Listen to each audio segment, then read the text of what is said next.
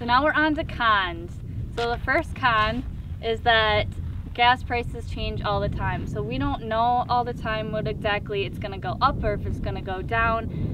Since our truck takes diesel, that's usually more expensive than gas. So we're always checking Get Upside and Gas Buddy, which are app savers to help us save money. So we use those quite a bit. Some areas don't have them in the area, so we just gotta eat it.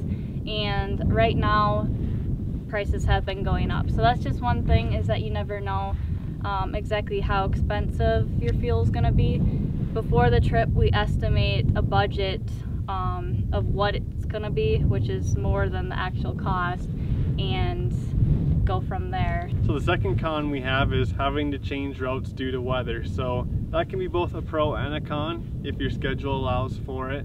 But sometimes we say, hey, we're gonna be in Yosemite and we only have 2 days planned for that spot. We have to be there on those days. Or if you do have campground reservations, you really wanna be there. Otherwise, you're gonna have to pay a cancellation fee. So for us, we've been pretty fortunate this trip. We haven't had to change the route a ton. Reception. Everybody wants and needs reception. So since we do a lot of our work on the web, we need reception. So it's sometimes hard finding it, especially on these off the beaten path places.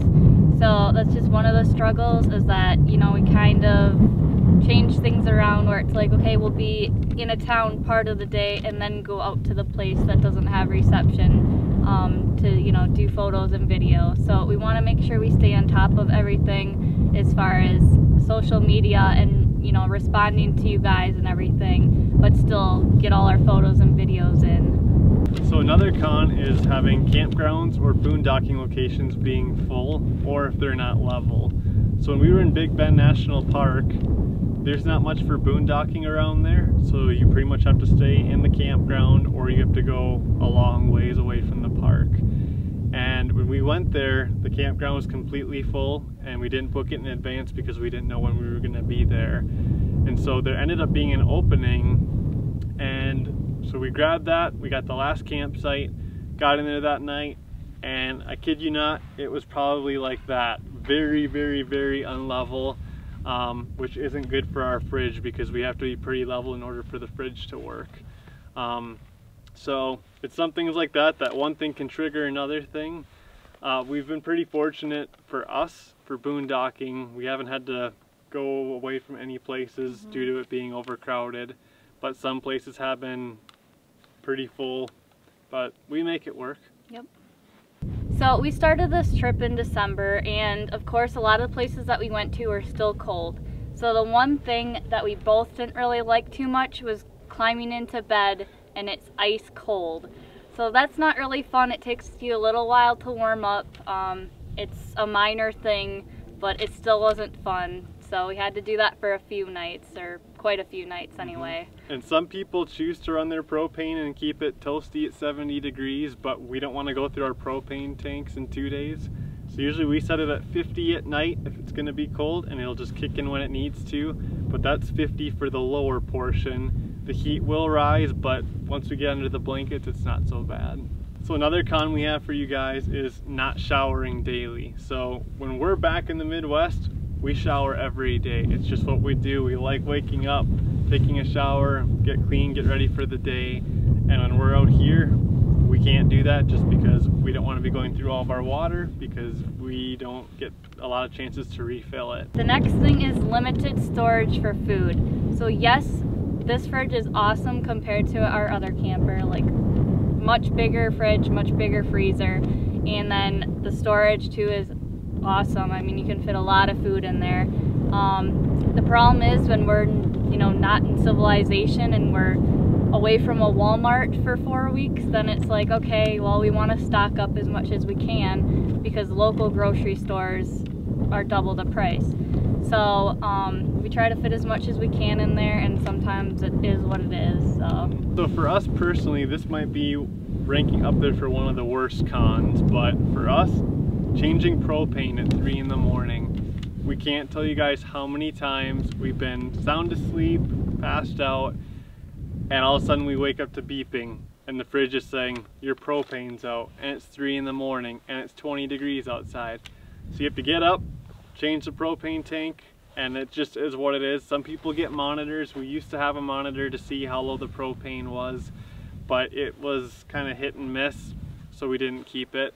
But I guess that can be pretty rough when it's cold and then you got to go back to bed at night.